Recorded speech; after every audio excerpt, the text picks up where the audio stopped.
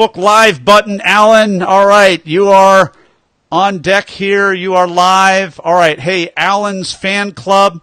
I'm going to do this, all right? I'm not trying to be the creepy kid from The Shining. I'm trying to demonstrate what Alan and I want you to do to help him share the message. You're going to hover over the share button and start doing this, okay? You can do it more than once. I had a guest on here a couple of weeks ago, Alan, and he was in the educational field, and he had some critics in that field because he had a pretty high-profile position. And so he has like a kind of online person that we wouldn't really necessarily, I don't know if it's a friend or foe or what, but that person was really a friend because shared it to like 90 education-related Facebook groups. So I'll also say trolls, haters, go ahead and share this Facebook Live with Alan. Is that fair to say, Alan? Absolutely. It's fair game for everybody. All right. Go two-handed if you need to. Yeah, two-handed. You have 10 fingers. Do a little piano technique where you hover on the one button and do like a Franz Liszt number right there. I think we're pretty much ready to go. If you can give me a 5 count, 1, 2, 3, 4, 5, Alan. 1, 2, 3, 4, 5, Alan. I'm going to crank you up just a titch here. Right there. If you give me another 1, 2, 3, 4, 5, Alan. 1, 2, 3, 4, 5, Alan. Alan. All right. Major Tom. All right. Here we go. Ground control. All right. Alan P. Brown. At this point in the interview, when I get to like 7 or 8 in a row, as opposed to the cumulative, sometimes the brain, I've noticed the brain gets a little bit fuzzy, but we've done the audio, we've done the bio. I'm pronouncing everything okay. We're on Facebook Live, and we're about 15 minutes behind schedule, so we're going to dive right in. Alan, are you ready? I am ready. We are live in 3, 2. We are live with Alan P. Brown. Alan, are you ready to talk? Born ready to talk. A productivity coach and host of CrusherTV.com, Alan P. Brown teaches productivity hacks to crazy busy professionals and entrepreneurs. Alan is also an internationally recognized speaker and the #1 best-selling author of, you've probably heard of this book too, Zen and the Art of Productivity. Alan P. Brown, welcome to the talk. Great to be here with you, Nathan. Your talk is called Undiagnosed in Millions. Do you have it?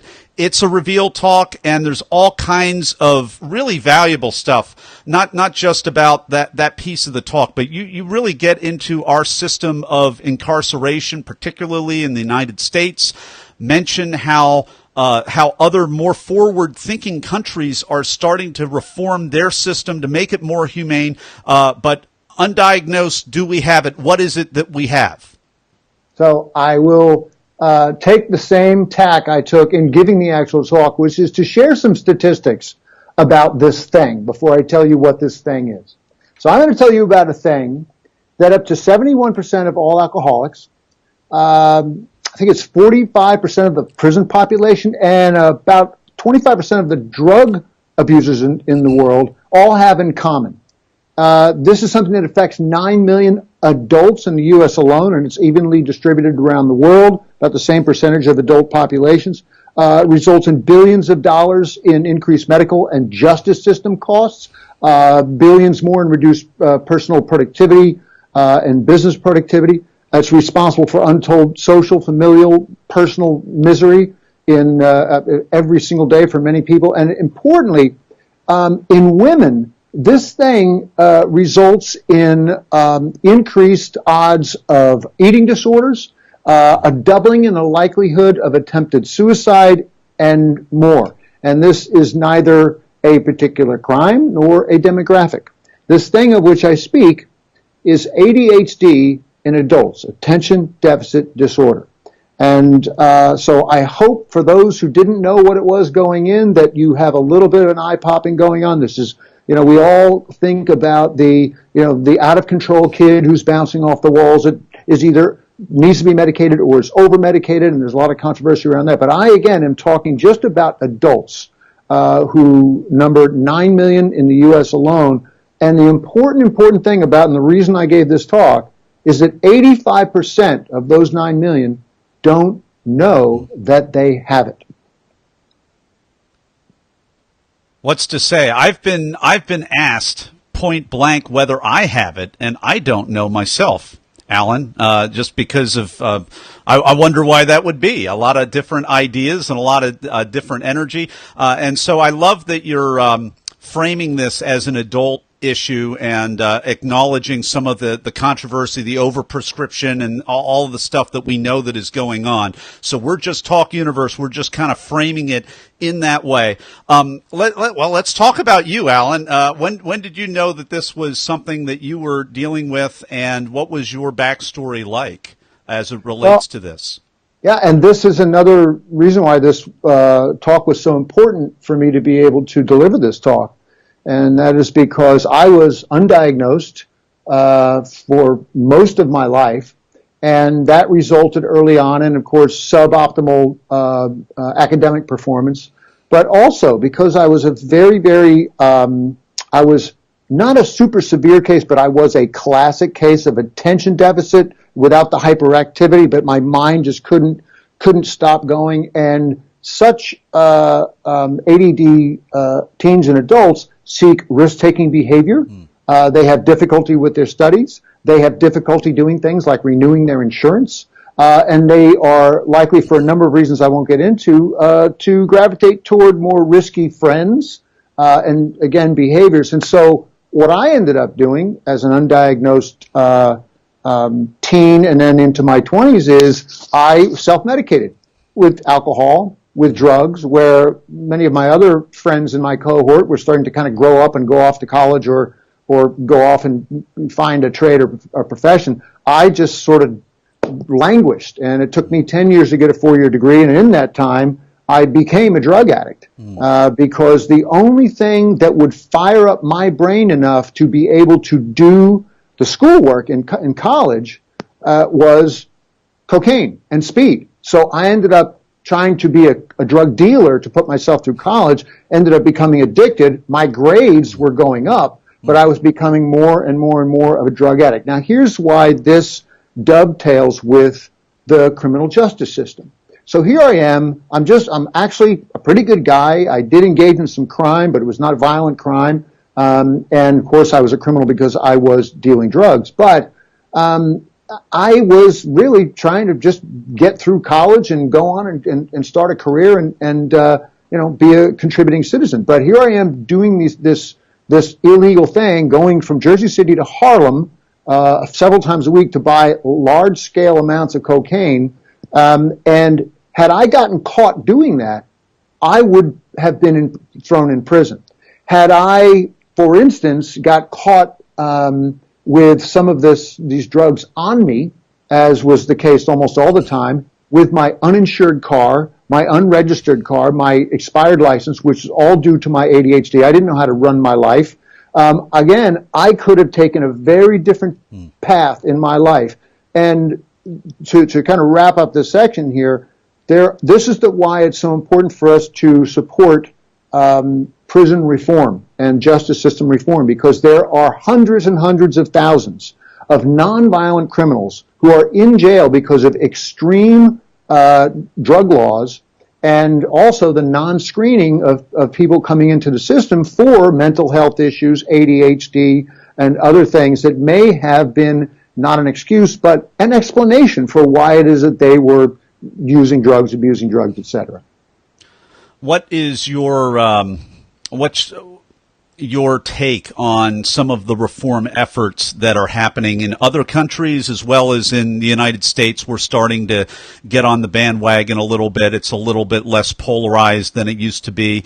What's your take on where that's headed, and what's one thing that perhaps here at the United States that states could implement with very little maybe risk or controversy that would make a big difference from the perspective of humane correction laws? Yep. At first, and as you mentioned, and thanks for mentioning it, and I mentioned it in the talk, a number of countries, including countries in the UK and Northern Europe, are now screening for ADHD and other mental health issues among their prison populations so that they can direct them to more of a treatment rather than correction path, and as a result, they're seeing reduced recidivism.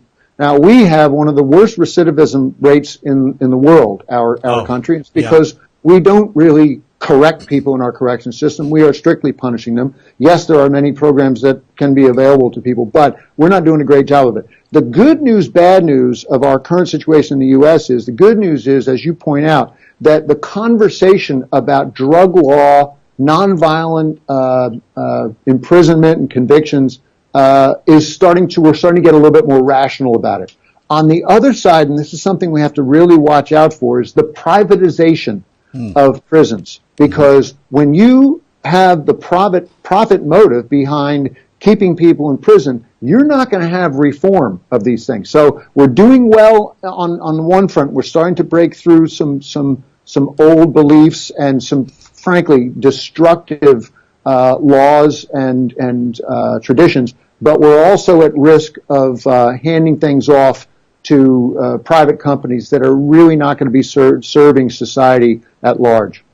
We've been enjoying this conversation all over the place, appropriately, with Alan P. Brown. His talk is called Undiagnosed in Millions. Do you have it? It's about undiagnosed adult ADHD. We're talking about prison reform. We're talking about his own backstory, which is a very interesting story. Really, these issues really come down to stories, and that's why we talk behind the talk. And we're going to be back pivoting over to you, Talk Universe, for the Blitz Round in just a moment. And we're back with Alan P. Brown. It is time for the Blitz Round, where I am about to ask Alan a series of either-or questions related to the preparation and performance of his recent branded talk. Alan, are you ready? I am ready. Were you selected to speak, or did you apply? I applied. Are you a memorizer, an improviser, or a blender? I am a memorizer. If I didn't have that thing memorized, I would have gone off in 53 different directions. That's one of those questions. How did that serve you? Were you able to stick with the script pretty well? I was. And again, it's a good thing that I knew that I was a memorizer and I stuck with it. Well, so you walk out on stage. Did you have nerves? Were you in the zone? Neither or both? I was definitely in the zone, and you know what? The funniest thing is that I still use Ritalin. I was prescribed Ritalin at the age of 36. That's when I first got my ADHD treated. It changed my life dramatically. My career went from this to that. I know this is a lightning round, so I'll brief this up. But I showed up the day of the TED Talk having forgotten my Ritalin.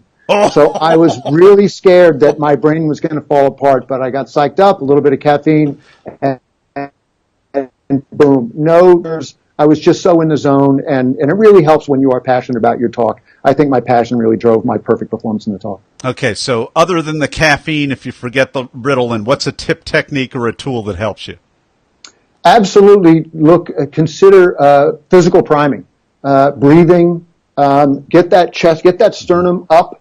There's a great piece of research that says that when your sternum is down here by 2 millimeters, there's a world of difference in what happens up here when you lift it just 2 millimeters. Yes, millimeters. Millimeters. Yes, millimeters. When your sternum is up here, it changes your body chemistry.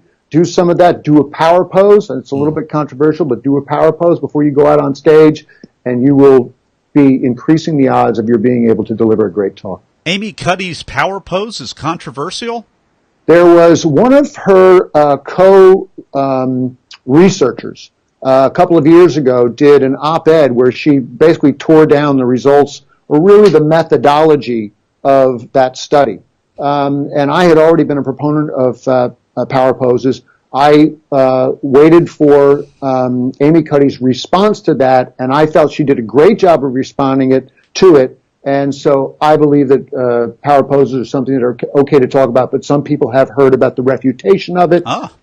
It still stands in my mind. Yeah, well, it works for me too, and it worked for Wonder Woman, and it can work for you too, Talk Universe. I am pro power pose, and Alan is too.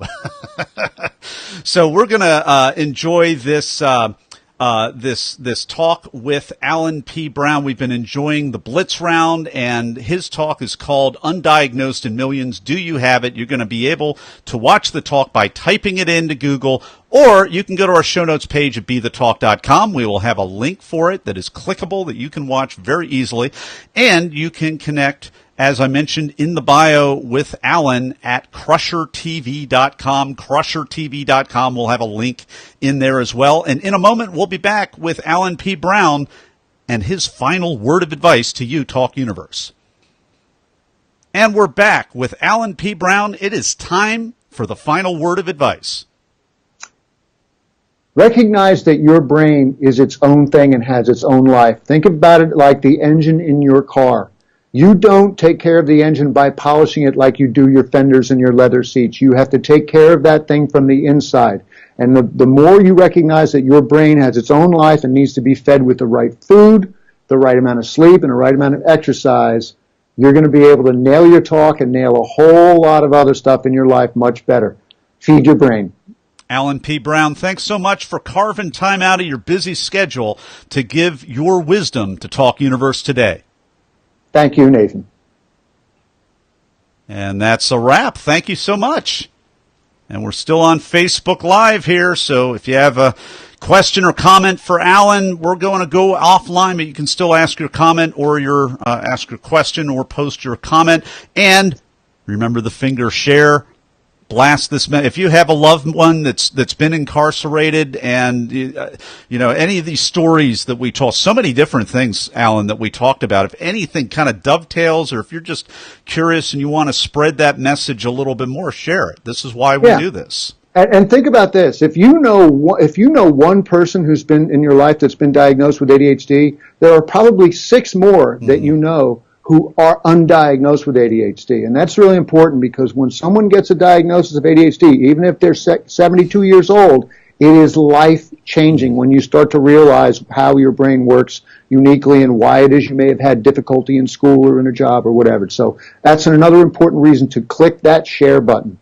All right, Alan and I, we're signing off, Talk Universe.